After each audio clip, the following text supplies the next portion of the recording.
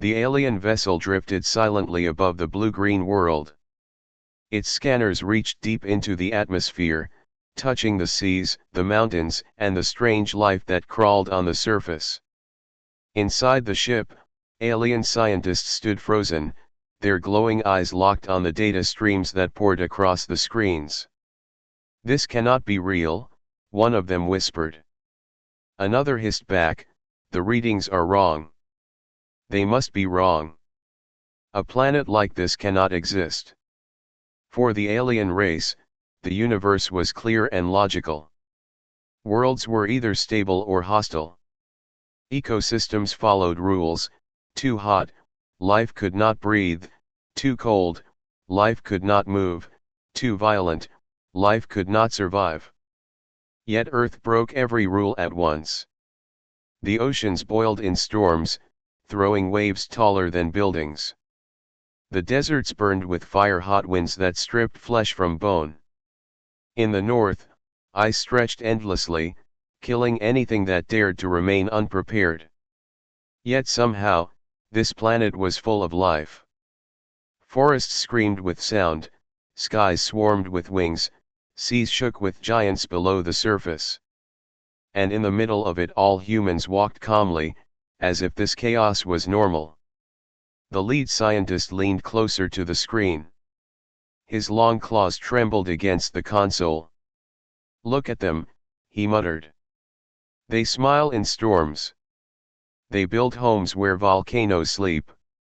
They drink water filled with crawling organisms. No other species could live in such poison." To the aliens, Earth was not a world. It was madness shaped into a sphere. The ship's commander stepped forward. His voice was hard and cold. "Mark this planet. Record it as an impossible ecosystem. We will show the Council that such a mistake of nature cannot continue." But even as he spoke, the commander's eyes stayed fixed on the humans shown by the scanners. He saw them dive into oceans full of predators. He saw them run across burning deserts. He saw them survive wounds that should have killed them. And worse, he saw them adapt.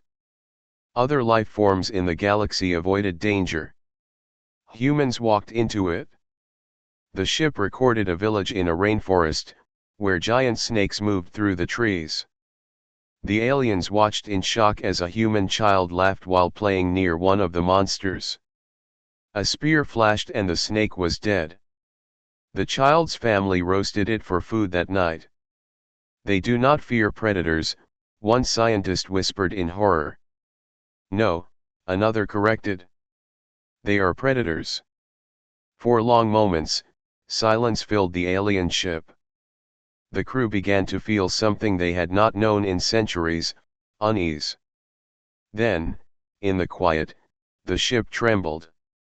Sensors screamed with new data. An enormous storm stretched across the surface, spinning winds faster than their strongest warships could endure. Lightning forked across clouds the size of continents. "This planet is tearing itself apart," a technician shouted. But the screens showed humans still moving, still living. Some secured their homes.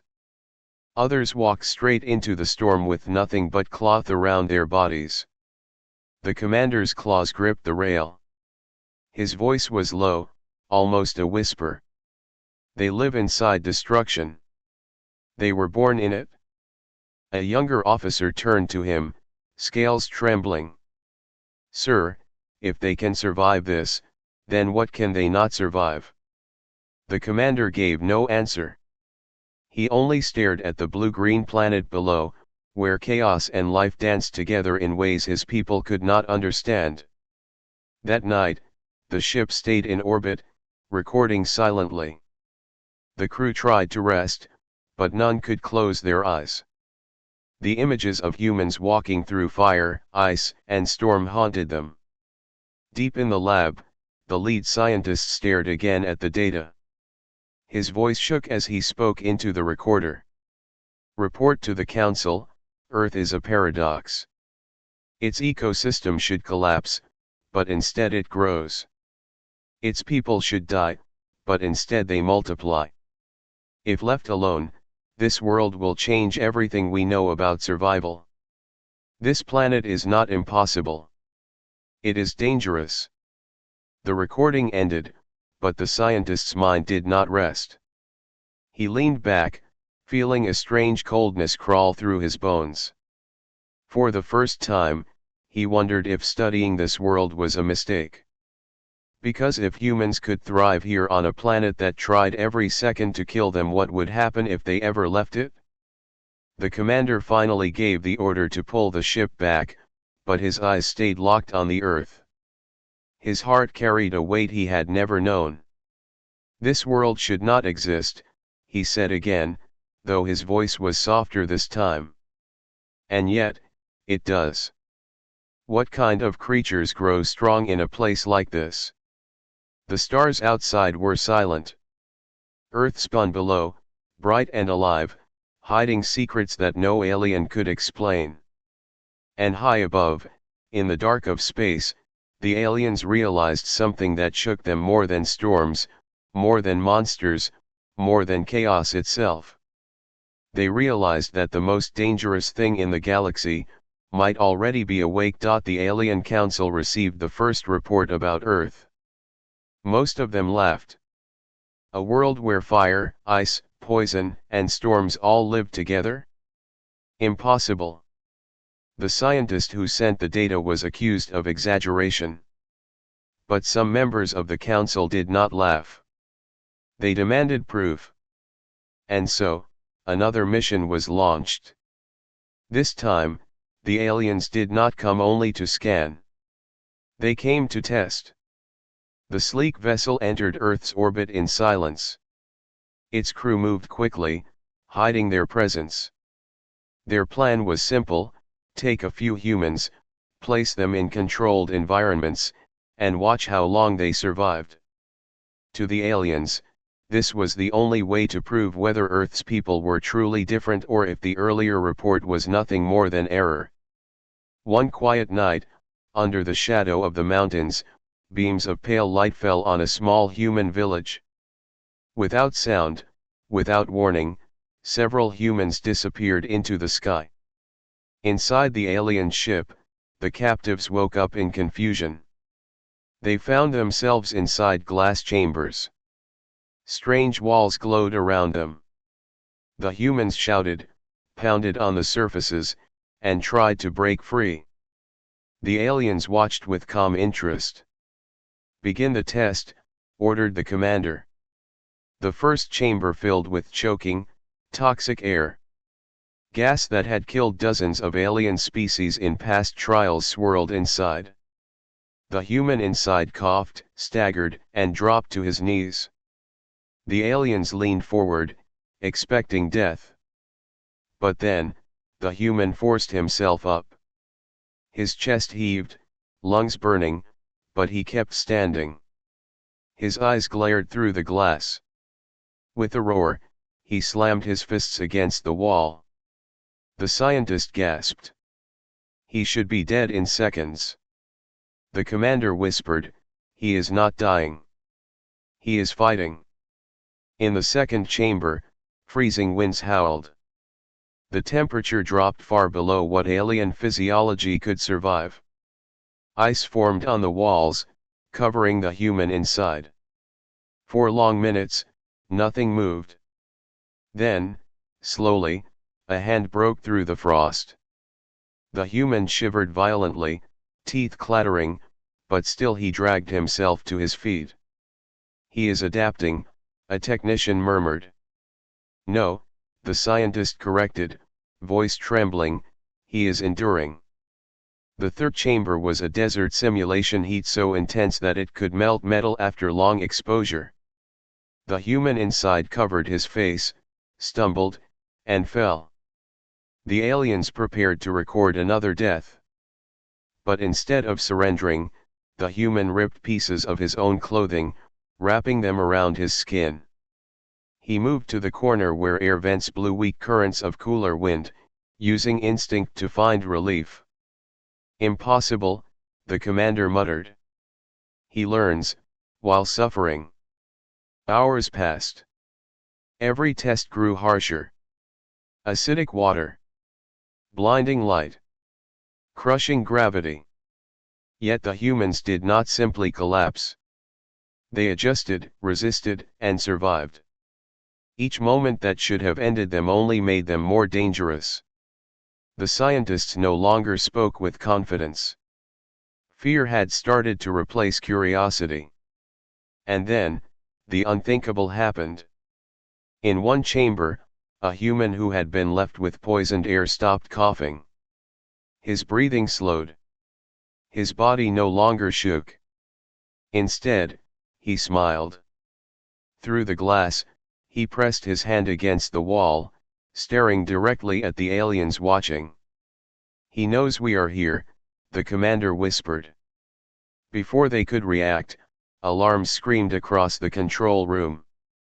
The human in the desert chamber had ripped a metal plate loose from the floor. With raw strength, he smashed it again and again against the glass. Cracks spread. The aliens rushed to increase containment, but too late. The wall shattered, and the human staggered out, his body burned and weak, yet his eyes were sharp, alive, furious. Chaos exploded in the ship. Guards rushed forward with weapons, but the human did not back away. He snatched a fallen tool from the floor, swinging it like a weapon. He struck, fast and brutal. The aliens had trained soldiers, but they had never seen such ferocity. "Restrain him," the commander shouted. But it was useless. The human fought like a beast cornered in its den. Every strike broke bones, every roar echoed through the halls. The crew panicked. This was no test subject. This was a predator loose in their cage. In the confusion, another chamber cracked. Another human broke free. And another. Now 3 stood together, bleeding, scarred, but alive. The aliens surrounded them with weapons raised. Yet the humans did not surrender. They pressed shoulder to shoulder, glaring at their captors, ready to fight until the last breath. The lead scientist's voice shook. "End the test. Release gas. Kill them before they destroy the ship." But the commander hesitated. He looked at the humans, standing strong despite every wound. Something inside him, something he did not want to name, whispered that this was a mistake. The hesitation was enough. One human lunged forward, grabbing a fallen alien device. The screens flickered. Systems glitched. In moments, alarms blared again, this time deeper, sharper. "Sir," cried a technician. "They are touching the ship's controls." The commander froze. How could that be possible? These creatures had never seen alien technology before. They could not even understand the symbols glowing on the panels.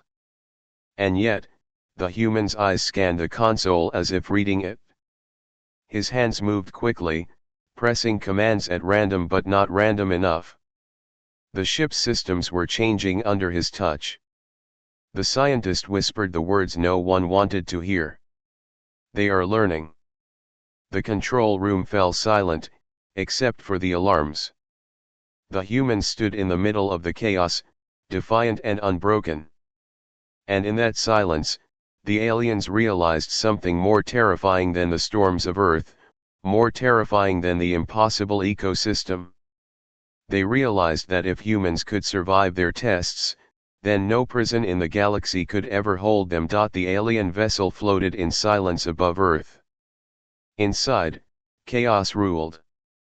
The ship that was meant to be a laboratory now felt like a battlefield. The humans had broken free. Their bodies were bruised, cut, and burned from the cruel tests, but their eyes burned brighter than ever. They were not captives anymore. They were hunters, loose inside alien walls. The commander slammed his claws against the table. "Seal every corridor. Lock every door.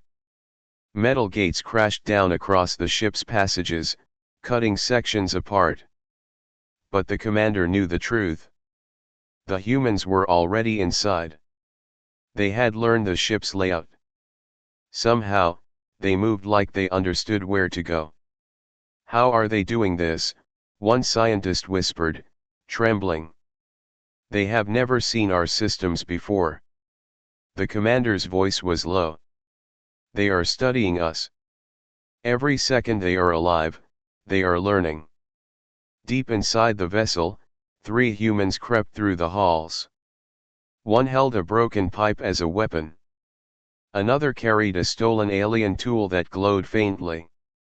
The third, though wounded badly, still walked tall, refusing to fall behind.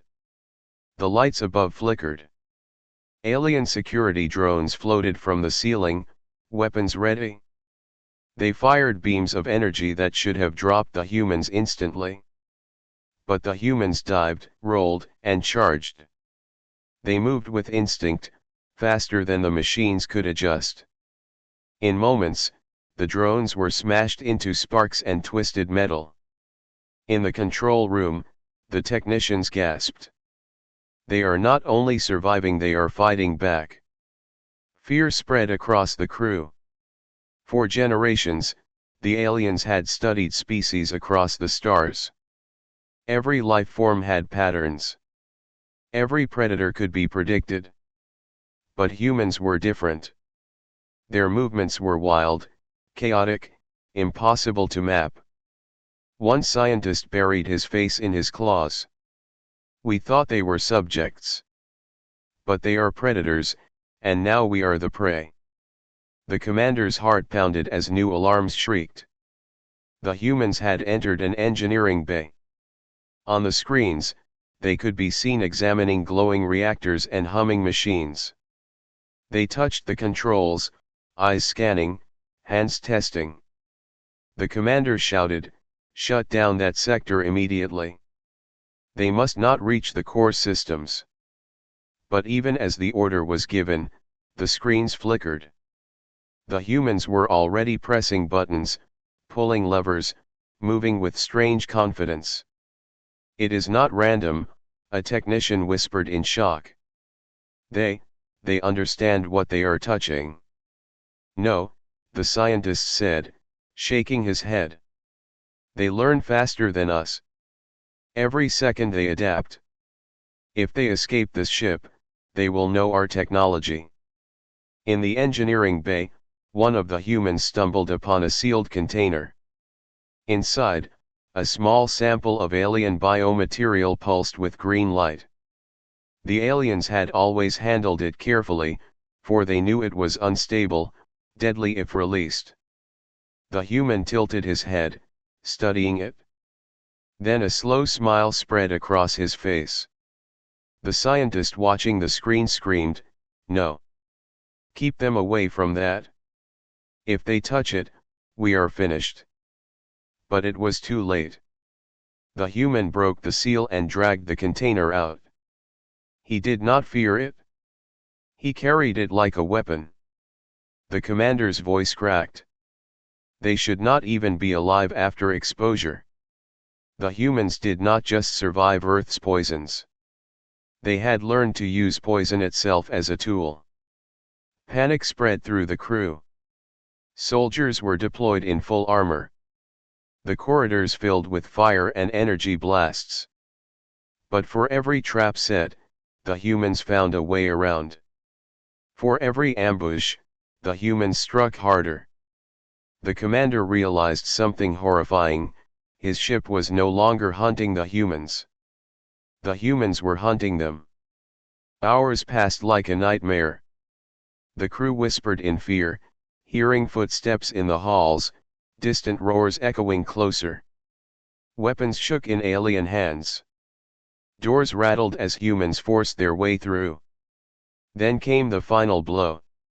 In the medical bay, one human discovered the alien records.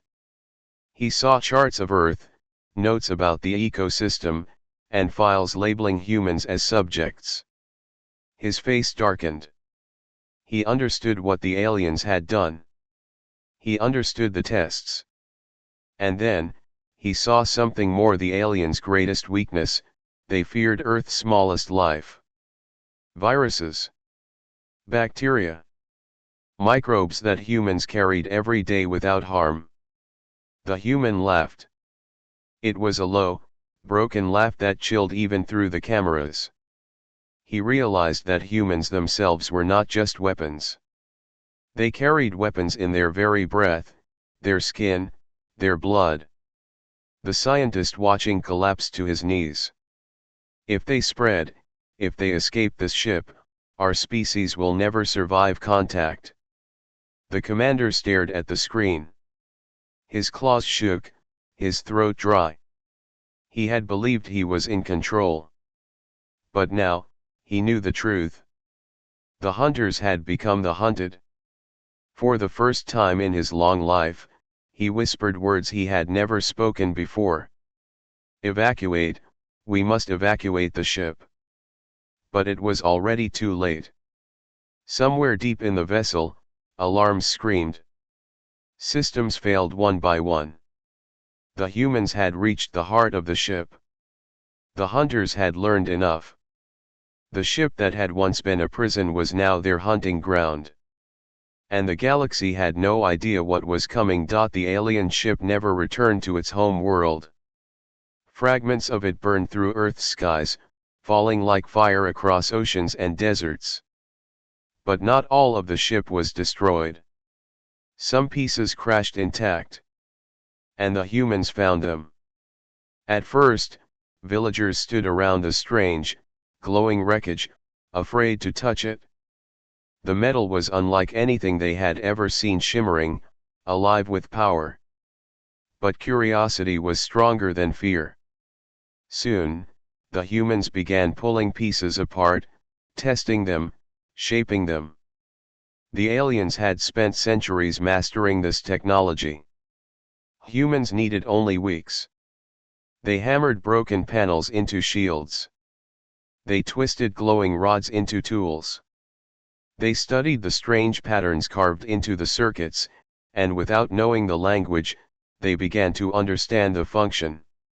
One man placed a shard into a bow, and his arrows flew farther than ever before. Another woman placed alien metal into a wheel, and her cart rolled faster, smoother, almost floating. The world was changing. High above, another alien fleet returned to orbit. This time, they did not come to study. They came to destroy. The Council had decided Earth was too dangerous to be left alive. In the council chambers, leaders spoke with grim certainty. Earth must be silenced. If humans spread, they will infect the galaxy with chaos. They cannot be allowed to leave their cradle. So the fleet approached, black shadows against the stars. But when their scanners reached the surface, they froze. The humans were no longer the same as before. Across the skies of Earth, strange shapes were rising. Metal wings stitched together from alien wreckage. Engines that should not have worked but now roared with power. Crude, imperfect, yet alive hybrid ships, human-made but fueled by alien fire. The commander of the fleet hissed in disbelief. How? How could primitives build this in so little time? His second-in-command whispered the only answer. Because they learn faster than we can imagine. On Earth, villages had become workshops. Children carried glowing wires like toys. Blacksmiths hammered alien alloys into swords that cut through stone. And in hidden caves, groups of humans worked day and night, building vessels from shattered parts of the alien ship. One night, the first hybrid warship rose into the sky. Its hull was crooked, its lights flickered, but it flew. It roared like thunder, shaking the mountains. Humans stood below, cheering. They had taken the power of the stars into their hands. The aliens in orbit watched with dread. This was not supposed to happen. Earth was meant to be destroyed quietly, forgotten by history. Instead, it was awakening. The fleet prepared to fire. Dozens of warships locked their weapons onto the planet. Energy built like a storm, ready to burn Earth to ash. But before the order was given, alarms screamed. The first human hybrid ship had broken through the atmosphere. It shot upward, shaking, unstable but fast. Too fast. It cannot be space-worthy, shouted a technician. Yet the human vessel climbed higher, pushing through fire and vacuum. Its engines screamed, alive with stolen power. The alien fleet opened fire. Beams of light cut through the sky. But the human ship twisted, rolled, dodged. Its movements were wild, unrefined, unpredictable. Alien ships fought with perfect order, perfect control. But perfection was slow. Chaos was faster. The human vessel rammed straight into the nearest alien cruiser. The impact ripped both ships apart in a blaze of fire. The humans inside died, but not quietly. Their sacrifice took a warship with them. On Earth, the people saw the explosion in the night sky. They did not fear. They cheered louder. The message was clear: they could fight back. The alien commander's voice shook as he gave orders. Destroy them now. Burn the planet. Do not let another ship rise. But even as he spoke, more hybrid vessels broke the clouds. Rough, uneven, patched together, but each one stronger than the last. The humans were learning in battle. The fleet unleashed storms of fire, but the skies became a battlefield unlike any seen before. Alien warships moved in formation. Human ships moved like wolves, striking from chaos, unpredictable and fierce. For every human ship destroyed, another rose. For every fire that fell on Earth, another workshop was built. The planet itself seemed to join the war storms, striking alien vessels, volcanoes spitting fire, oceans swallowing wreckage. The Council's fleet had expected an easy purge. Instead, they were bleeding. The alien commander's hands trembled. If they can build ships from wreckage, what happens if they take one of ours intact? His words came too late. On Earth's surface, survivors dragged the wreck of an alien fighter into a hidden valley. They tore it apart piece by piece. Children touched the glowing panels. Blacksmiths shaped the metal. Hunters studied the weapons. And slowly, the fighter began to change shape, not into what it was, but into something new, something human. The aliens realized their greatest mistake. By coming to Earth, by leaving behind their technology, they had given humans exactly what they needed. Not destruction. Not silence. But power. Above the blue planet, where chaos and storms never slept, the galaxy witnessed a truth it had long denied. Humans did not just survive. They evolved. And now, they were reaching for the stars. The Council's fleet burned in the skies of Earth. Ships that had ruled the stars for centuries now fell like meteors, crashing into oceans and mountains. The aliens had come with pride and power. Now, they fought only to survive. Inside the flagship, the commander stood frozen. His eyes glowed with fear as he watched the battle unfold. "This is not war," he whispered. "This is madness." But to the humans, it was not madness. It was survival, the same survival they had practiced since the first storm, the first fire, the first hunt. Above the clouds, human hybrid ships screamed through the void. They were not perfect, not polished, but alive with energy. Each ship was built from chaos and desperation, yet each one fought with fury the aliens could not match. An alien officer shouted, "They don't follow formation. They don't follow logic. How do we fight this? The commander had no answer. For every human vessel destroyed, 2 more appeared. For every pilot lost, another climbed into a new machine. The humans did not retreat. They did not surrender. They pressed forward, no matter the cost. And then came the weapon no one had expected. The humans had studied alien files taken from wreckage. They had learned the greatest fear of the aliens, Earth's microbes, invisible and unstoppable. Now, they unleashed that fear. Hybrid ships carried containers filled with air, water, and soil from Earth. They released them into space, into enemy ships. The aliens screamed as alarms rang. Their filters, their purifiers, none of it could stop the tiny organisms humans carried without harm. To the aliens, Earth's air itself was death. The fleet collapsed in panic. Whole crews abandoned their posts. Ships turned and fled, their commanders shouting for retreat. The galaxy's most powerful war machine was breaking not from weapons, but from fear of a world they had mocked. On the surface, humans watched the sky burn. They saw enemy ships scatter, heard the thunder of explosions, felt the ground shake beneath their feet. And they cheered. For the first time in history, Earth had stood against the stars and won. But the story did not end there. Across the galaxy, messages spread like wildfire.